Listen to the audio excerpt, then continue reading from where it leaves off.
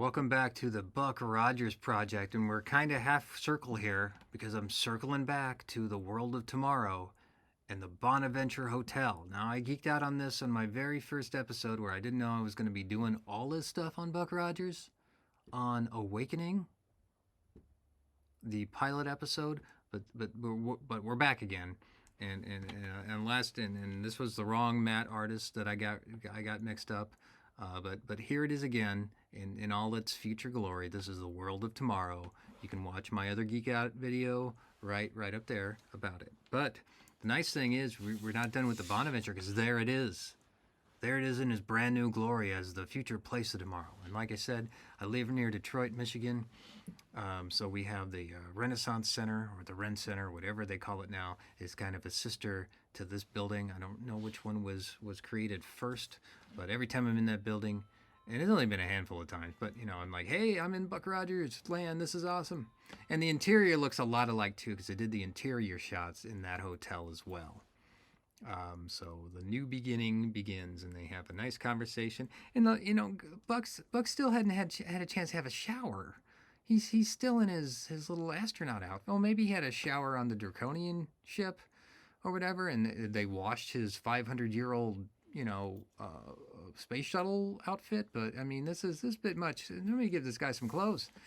So anyway, new beginning. Before accepting that the end of his world was a fact, Buck requests permission to leave the inner city and explore the destroyed areas. But he's still suspicious.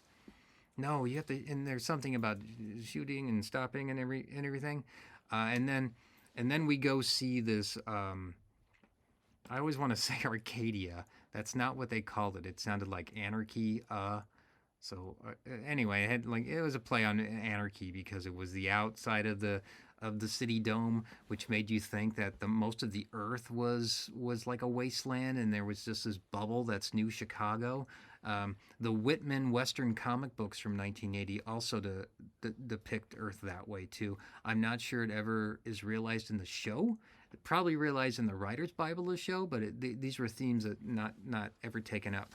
So that's going to be the next show, unfortunately, because there's so many cards. But I want to skip ahead too, because now we have yet another view of the model for this building here, which I thought it reminded me of the of Sandman headquarters from Logan's Run. I don't believe that's the case, but it's pretty awesome anyhow.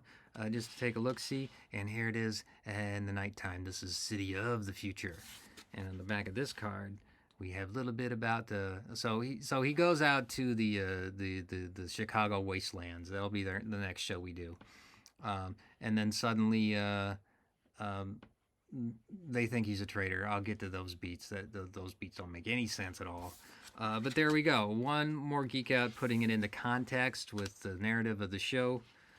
The conversation that Wilma and Buck seem to have at the Bonaventure Hotel, which I think stands in for Earth Directorate headquarters. I don't know, but it's in its 70s, late 70s glory right here as a model of the future. And then we see some of those beats. So hey, these are the cards that really got me to start geeking out on Buck Rogers, as troublesome as it might be. And next episode we go to the wasteland of Chicago. All right.